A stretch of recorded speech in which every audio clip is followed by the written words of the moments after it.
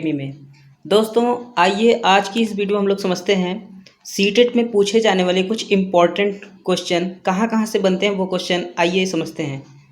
तो आज की टॉपिक पे हम लोग समझेंगे नेफेंथीज पौधे के बारे में देखेंगे, रेगिस्तानी ओक के बारे में समझते हैं, बरगद के बारे में देखेंगे कैसे क्वेश्चन पूछे जाते हैं, कौन सा गांव कहाँ पे है, इन सब चीज़ों के बारे में देखेंगे। और इसमें साथ ही आगे देखेंगे हम लोग आबू धाबी, मच्छर से रिलेटेड क्वेश्चंस और रेशम का कीड़ा, इसके साथ ही साथ स्लाथ, बछेंद्री पाल। ठीक है, तो आइए एक एक करके शुरू करते हैं। सबसे पहले हम लोग समझते हैं नेपेंथीज पौधे के बारे में।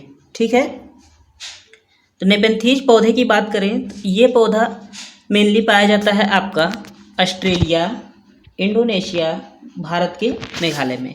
नेपेंथीज पौधा अगर आपसे पूछा जाए नेपेंथीज पौधा कहाँ पाया जाता है तो बताएंगे ऑस्ट्रेलिया में पाया जाता है, इंडोनेशिया में पाया जाता है। और भारत में कहाँ पाया जाता है तो भारत के मेघालय में पाया जाता है। ठीक है, नेपेंथीज पौधा क्या करता है? यह कीड़े मकोड़े और छोटे जीवों का शिकार करता है। ठीक है, अगर आपसे पूछ लिया जाए नेपेंथीज पौधा क्या करता है तो बताएंगे नेपेंथीज पौधा जो होता है वो क्या करता है, कीड़े मकोड़े और छोटे जीवों का शिकार करता है।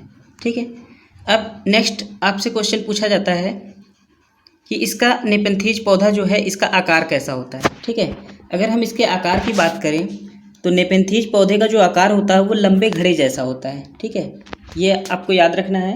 नेपेंथीज पौधे का जो आकार होता है वो कैसा होता है, लंबे घड़े जैसा होता है।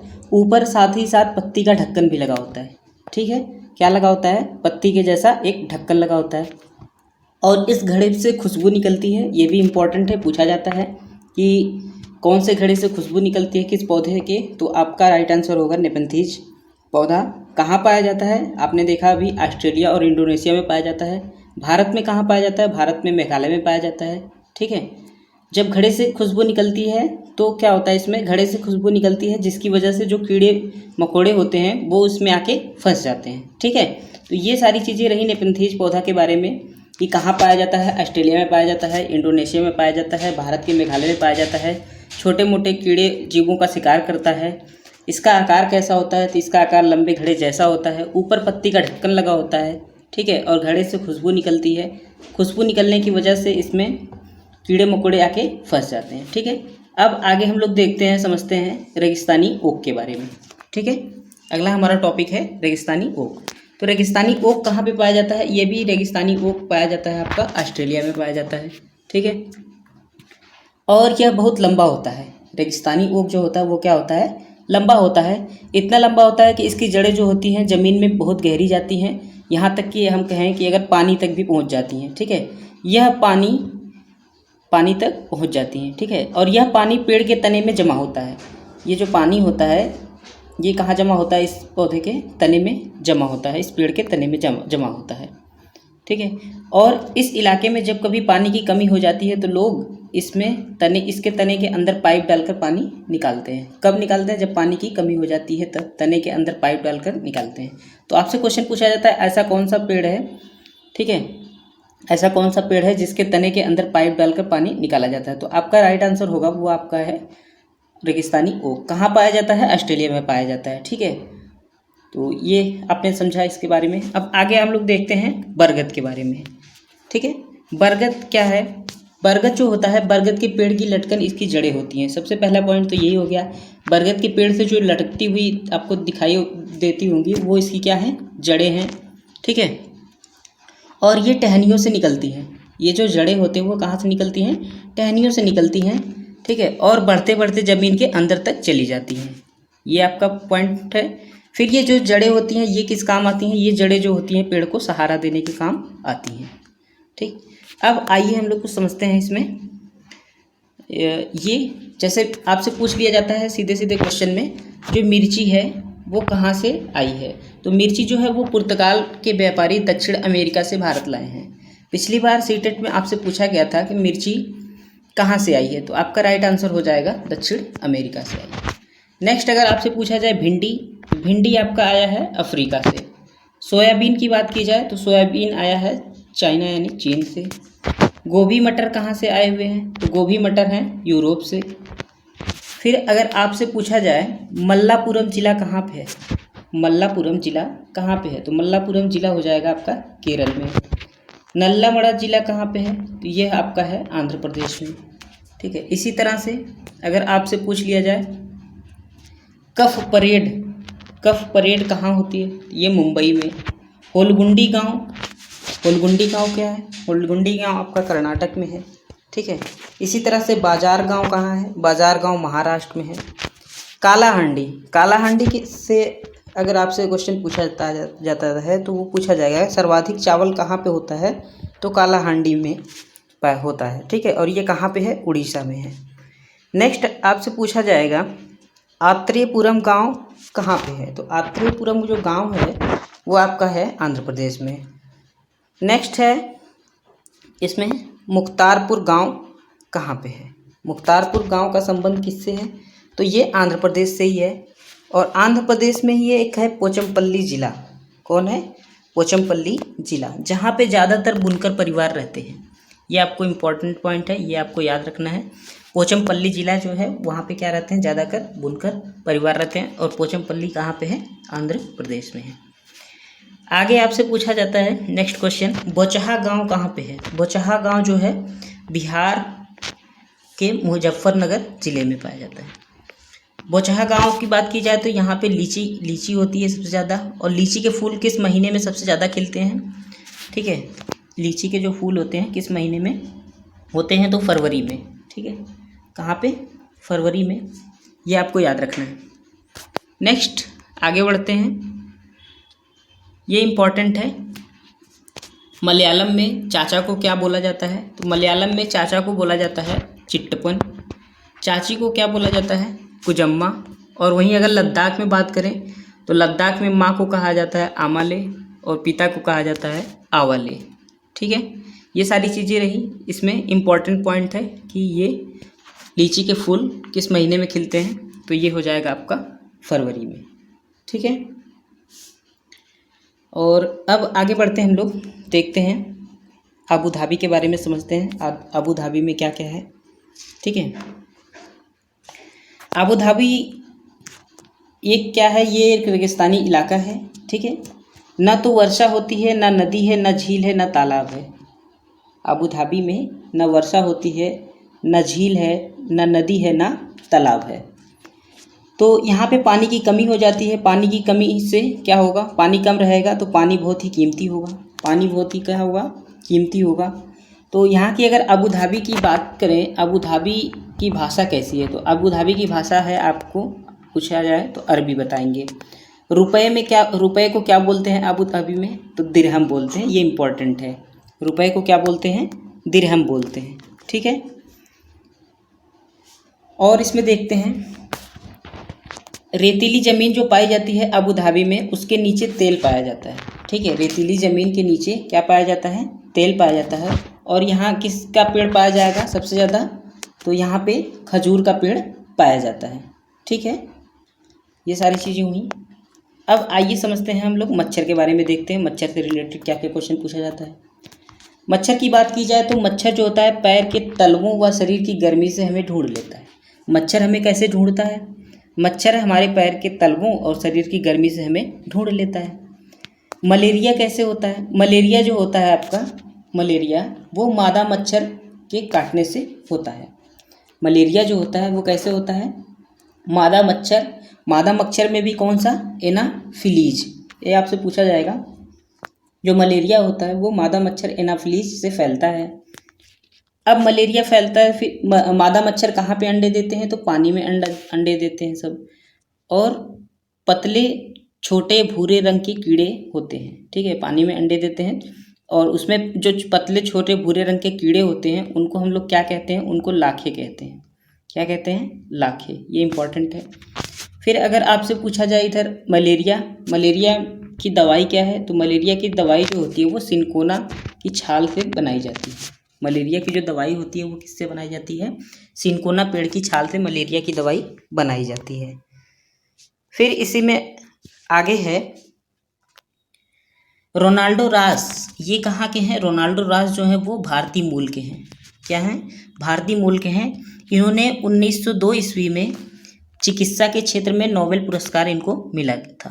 ठीक है। 1902 ईस्वी में चिकित्सा के क्षेत्र में इनको नोबेल पुरस्कार दिया गया था। और इन्होंने क्यों दिया गया था, क्योंकि इन्होंने ही बताया था कि मलेरिया जो होता है वो मच्छर से फैलता है, इसीलिए इनको क्या मिला था, नोबेल पुरस्कार मिला था। कब मिला था, 1902 ईस्वी में। और रोनाल्डो रास जो है वो कहाँ के हैं, भारतीय मूल के हैं, ठीक है। आगे हम लोग देखते हैं रेशम के कीड़े के बारे में। तो रेशम का कीड़ा ये क्या होता है, रेशम का कीड़ा जो होता है वो अपने मादा की पहचान उसकी गंध से ही पहचान कर लेता है, ठीक है। रेशम का कीड़ा जो होता है अपने मादा की पहचान ने उसके गंध से ही कर लेता है। आगे कुत्ता जो होता है एक दूसरे के मलमूत्र की गंध से पहचान लेते हैं कि उसके इलाके में दूसरा कुत्ता आया था या नहीं आया था, ठीक है। आगे कुछ इंपॉर्टेंट पॉइंट हैं, इसको समझते हैं। दिन में जागने वाले जानवर कुछ रंग देख पाते हैं, ठीक है। जो दिन में जागने वाले जानवर हैं वो क्या करते हैं, केवल और केवल कुछ ही रंग देख पाते हैं। जो रात में जागने वाले जानवर होते हैं वो हर चीज़ को सफ़ेद और काली देखते हैं। चील, बाज और गिद्ध हमसे 4 गुना ज़्यादा देख पाते हैं, ये इम्पोर्टेंट है। आगे मछलियाँ जो होती हैं वो खतरे की चेतावनी कैसे प्राप्त करती हैं, तो बिजली तरंगों से। सांप के क्या कान पाए जाते हैं, नहीं, सांप के कान नहीं होते हैं, ये जमीन पर हुए कंपन से सुनता है, ठीक है। और आगे है डॉल्फिन जो होती है वो अलग अलग आवाज़ निकालती है। अलबरूनी जो है वो कहाँ से आया था, उज्बेकिस्तान से आया था और 1000 से अधिक वर्ष पहले आया, ठीक है। कब आया था, 1000 से अधिक वर्ष पहले भारत आया था, ये आपको याद रखना है। अलबरूनी उज्बेकिस्तान से आया था और कब आया था, 1000 साल पहले आया था भारत में, ठीक है। नेक्स्ट देखते हैं दांडी यात्रा का संबंध किससे है, गांधी जी से है। और अहमदाबाद से दांडी के समुद्र तक उन्होंने ये यात्रा की थी, ठीक है। एक लंबी यात्रा की थी और जो कानून बना था उसको तोड़ा था।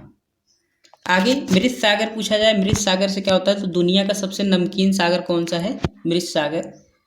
इसमें 1 लीटर पानी में 300 ग्राम नमक होता है, ये वेरी वेरी मोस्ट इंपॉर्टेंट है, क्योंकि ये पूछा जाता है कि मृत सागर में 1 लीटर के पानी में कितने ग्राम नमक पाए जाते हैं, तो 300 ग्राम नमक पाए जाते हैं।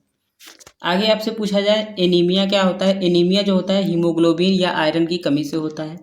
मिजोरम में कौन सी भाषा बोली जाती है, तो मिजोरम में मिजो भाषा बोली जाती है। पहाड़ से उतरने को क्या कहते हैं, पहाड़ से उतरने को रोपलिंग कहते हैं, ठीक है। स्लिंग क्या होता है, स्लिंग एक हुक के जैसा होता है जिससे नदी पर मोटे रस्से में बांधने के काम आता है, ठीक है। नदी पर मोटे मोटे रस्से जो होते हैं उनको क्या किया जाता है, बांधने में काम आता है, ठीक है। स्लिंग एक हुक होता है जो नदी पर मोटे रस्से में डाला जाता है, ठीक है। अब पिट ऑन पूछा जाता है, पिट ऑन क्या होता है, तो पिट ऑन जो होता है एक तरह से खूंटी होती है, ठीक है। पिट ऑन क्या होता है, पिट ऑन एक खूंटों को कहते हैं जो दोनों सिरों पे क्या किए जाते हैं, गाड़े जाते हैं। आगे है आपका स्लॉथ के बारे में समझते हैं। स्लॉथ क्या होता है, स्लॉथ की बात की जाए तो ये देखने में तो भालू जैसा होता है, कैसा होता है, भालू जैसा होता है, ठीक है।